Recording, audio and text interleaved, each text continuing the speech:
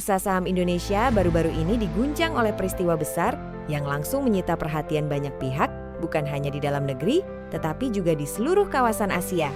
Dalam waktu yang relatif singkat, lebih dari 23 triliun rupiah dana asing keluar dari pasar saham Indonesia. Ini jelas bukan angka kecil. Ini adalah gelombang besar yang mencerminkan bagaimana investor global bereaksi terhadap berbagai faktor yang terjadi secara bersamaan. Bahkan sebelumnya, pada Maret 2025, hanya dalam kurun waktu 1 minggu, arus keluar dana asing sempat menyentuh hampir 27 triliun rupiah. Situasi ini begitu serius hingga Bursa Efek Indonesia sempat menghentikan perdagangan sebanyak 2 kali dalam waktu kurang dari 1 bulan, sesuatu yang terakhir kali terjadi saat krisis pandemi COVID-19 pada tahun 2020. Bagi banyak orang awam, kondisi seperti ini langsung dianggap sebagai sinyal bahaya. Ketika indeks harga saham gabungan IHSG mengalami penurunan, persepsi yang muncul hampir selalu sama, ekonomi Indonesia sedang dalam kondisi buruk. Namun, benarkah demikian? Apakah jatuhnya pasar saham otomatis mencerminkan lemahnya kondisi ekonomi suatu negara? Jawabannya tidak sesederhana itu. Disinilah letak menariknya fenomena yang sedang terjadi di Indonesia saat ini. IHSG memang merupakan indikator penting dalam melihat pergerakan pasar modal. Ia mencerminkan kinerja perusahaan-perusahaan yang tercatat di bursa dan sering dijadikan barometer sentimen investor. Namun, IHSG bukanlah satu-satunya cerminan dari kesehatan ekonomi secara keseluruhan. Ada perbedaan mendasar antara ekonomi real yang terjadi di lapangan dengan persepsi yang terbentuk di pasar keuangan. Dan Indonesia saat ini menjadi contoh nyata dari perbedaan tersebut. Mari kita lihat lebih dalam. Di tengah tekanan besar di pasar saham, data justru menunjukkan bahwa ekonomi Indonesia tetap tumbuh dengan kuat. Badan Pusat Statistik mencatat bahwa sepanjang tahun 2025, ekonomi Indonesia tumbuh sebesar 5,11%. Ini bukan hanya angka yang solid, tetapi juga merupakan pertumbuhan tertinggi dalam 3 tahun terakhir. Bahkan pada kuartal terakhir tahun 2025, periode Oktober hingga Desember, pertumbuhan ekonomi Indonesia mencapai 5,39%. Ini menjadi pencapaian terbaik dalam lebih dari 3 tahun atau 13 kuartal terakhir. Jika dibandingkan dengan negara-negara lain di kawasan, kinerja Indonesia terlihat semakin menonjol. Malaysia mencatat pertumbuhan sekitar 4,9%, Singapura 4,8%, Cina berada di angka 5%, Filipina sekitar 4,4%, dan Korea Selatan hanya sekitar 1%. Indonesia berhasil mengungguli hampir seluruh negara tersebut, kecuali Vietnam yang mencatat pertumbuhan lebih tinggi. Fakta ini menunjukkan bahwa di balik gejolak pasar saham, mesin ekonomi Indonesia justru berjalan dengan sangat baik.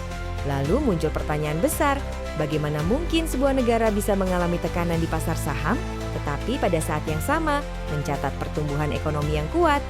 Jawabannya terletak pada satu hal penting, kepercayaan. Lebih tepatnya, perbedaan antara kondisi ekonomi yang sebenarnya dengan persepsi investor terhadap risiko di masa depan. Ekonomi real Indonesia ditopang oleh kekuatan domestik yang sangat besar. Dengan jumlah penduduk lebih dari 280 juta jiwa, Indonesia memiliki pasar domestik yang luar biasa kuat. Konsumsi rumah tangga menjadi motor utama pertumbuhan ekonomi. Ketika jutaan orang membeli makanan, pakaian, layanan digital, hingga kendaraan setiap hari, aktivitas ekonomi terus bergerak dan menciptakan pertumbuhan yang stabil. Selain itu, sektor perbankan juga menunjukkan kinerja positif dengan pertumbuhan kredit mencapai lebih dari 9% sepanjang tahun 2025. Bank-bank besar seperti Bank Mandiri mencatat penyaluran kredit yang terus meningkat secara signifikan. Dari sisi eksternal, ekspor barang dan jasa juga memberikan kontribusi penting terhadap pertumbuhan ekonomi. Data menunjukkan bahwa ekspor meningkat lebih dari 7%, menjadi salah satu pendorong utama dari sisi pengeluaran. Artinya, aktivitas ekonomi Indonesia tidak hanya bergantung pada konsumsi domestik, tetapi juga didukung oleh permintaan dari luar negeri. Namun di sisi lain, investor asing melihat gambaran yang sedikit berbeda. Mereka tidak hanya melihat kondisi saat ini, tetapi juga mempertimbangkan risiko di masa depan. Beberapa faktor menjadi perhatian utama mereka. Salah satunya adalah kondisi fiskal pemerintah, termasuk potensi defisit anggaran yang semakin besar. Program-program besar seperti program makan gratis nasional yang membutuhkan anggaran ratusan triliun memunculkan pertanyaan tentang keberlanjutan pembiayaan. Selain itu, nilai tukar rupiah yang mengalami tekanan juga menjadi faktor yang mempengaruhi sentimen investor. Ketika mata uang melemah, risiko bagi investor asing meningkat karena nilai investasi mereka dapat tergerus. Tidak hanya itu, struktur pasar saham Indonesia juga menjadi perhatian. Banyak perusahaan memiliki tingkat free float yang rendah, yang berarti jumlah saham yang beredar di publik relatif kecil. Hal ini membuat investor institusi besar kesulitan untuk masuk dan keluar dari pasar dengan fleksibel. Ketika likuiditas pasar rendah, risiko meningkat. Dan ketika risiko meningkat, investor cenderung memilih untuk menarik dananya. Inilah yang kemudian menciptakan fenomena arus keluar dana asing secara besar-besaran.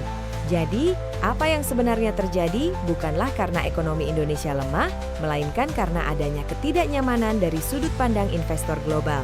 Fenomena ini menciptakan sebuah paradoks yang menarik. Di satu sisi, ekonomi real Indonesia menunjukkan kekuatan yang nyata dan terukur. Di sisi lain, pasar keuangan justru mengalami tekanan akibat persepsi risiko yang meningkat. Dua hal ini berjalan paralel, tetapi tidak selalu sejalan.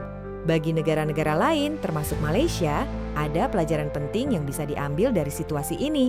Pertama, kita tidak bisa hanya menilai kekuatan ekonomi suatu negara dari pergerakan indeks sahamnya saja. Pasar saham memang penting, tetapi ia hanyalah satu bagian dari gambaran besar. Ekonomi real yang terjadi di lapangan seringkali memberikan cerita yang lebih akurat tentang kondisi sebenarnya. Kedua, penting untuk memahami bahwa kepercayaan investor adalah faktor yang sangat dinamis. Ia bisa berubah dengan cepat, tergantung pada berbagai faktor mulai dari kebijakan pemerintah, kondisi global, hingga sentimen pasar. Oleh karena itu, menjaga stabilitas dan transparansi kebijakan menjadi kunci untuk membangun kepercayaan jangka panjang. Indonesia sendiri menunjukkan bahwa meskipun menghadapi tekanan di pasar keuangan, fondasi ekonomi yang kuat mampu menjadi penopang utama. Sektor jasa yang tumbuh pesat, perkembangan ekonomi digital, serta pembangunan infrastruktur yang terus berjalan di berbagai wilayah menjadi bukti nyata bahwa aktivitas ekonomi tetap hidup dan berkembang. Yang lebih menarik lagi, jika kita melihat perkembangan sepanjang tahun 2025, IHSG yang sempat mengalami tekanan justru berhasil bangkit dan menutup tahun dengan kenaikan yang signifikan sekitar 22,1%. Kapitalisasi pasar bahkan berhasil menembus angka lebih dari 15.000 triliun rupiah. Ini menunjukkan bahwa pasar memiliki kemampuan untuk pulih, terutama ketika didukung oleh fundamental ekonomi yang kuat. Bagi investor yang panik dan menjual sahamnya saat pasar turun, kondisi ini tentu menjadi pelajaran berharga. Dalam dunia investasi, reaksi berlebihan terhadap gejolak jangka pendek seringkali berujung pada kerugian. Sebaliknya, mereka yang memahami fundamental dan memiliki perspektif jangka panjang justru bisa mendapatkan keuntungan ketika pasar pulih. Kisah Indonesia ini pada akhirnya bukanlah cerita tentang krisis, melainkan tentang ketahanan. Ini adalah cerita tentang bagaimana sebuah negara dengan fondasi ekonomi yang kuat mampu bertahan di tengah tekanan global yang kompleks. Ini juga menjadi pengingat bahwa dalam dunia yang penuh ketidakpastian, kekuatan sejati suatu ekonomi tidak hanya ditentukan oleh pergerakan pasar keuangan, tetapi oleh aktivitas nyata yang terjadi setiap hari di masyarakat. Dengan jumlah penduduk yang besar, sumber daya alam yang melimpah, serta kelas menengah yang terus berkembang, Indonesia memiliki potensi jangka panjang yang sangat besar. Tantangan memang ada, terutama dalam hal meningkatkan kepercayaan investor dan memperkuat struktur pasar modal. Namun, dengan langkah yang tepat, potensi tersebut dapat dioptimalkan untuk mendorong pertumbuhan yang berkelanjutan. Bagi kawasan ASEAN secara keseluruhan, perkembangan Indonesia justru bisa menjadi peluang, alih-alih ancaman. Negara-negara tetangga dapat memanfaatkannya sebagai momentum untuk memperkuat kerjasama regional. Dalam dunia yang semakin kompetitif, kolaborasi menjadi kunci untuk meningkatkan daya saing bersama. Pada akhirnya, apa yang kita lihat dari fenomena ini adalah sebuah pelajaran penting tentang bagaimana memahami ekonomi secara lebih utuh. Tidak semua yang terlihat negatif di permukaan mencerminkan kenyataan yang sebenarnya, dan tidak semua gejolak harus direspons dengan kepanikan. Indonesia saat ini menunjukkan kepada dunia bahwa sebuah ekonomi besar dengan fondasi kuat mampu bertahan. Bahkan ketika menghadapi tekanan dari berbagai arah, ini bukan tentang menghindari badai, tetapi tentang bagaimana tetap berdiri tegak di tengah badai tersebut. Jadi, ketika kita melihat berita tentang IHSG yang turun atau dana asing yang keluar, mungkin sudah saatnya kita melihat lebih dalam bukan hanya pada angka-angka di layar, tetapi pada aktivitas nyata yang terjadi di lapangan. Karena di sanalah kekuatan sesungguhnya dari sebuah ekonomi dibangun. Dan pertanyaannya sekarang adalah, bagaimana kita menyikapi fenomena ini? Apakah kita akan terus terjebak pada perspektif jangka pendek atau mulai melihat gambaran besar yang sebenarnya? Pilihan itu ada di tangan kita masing-masing.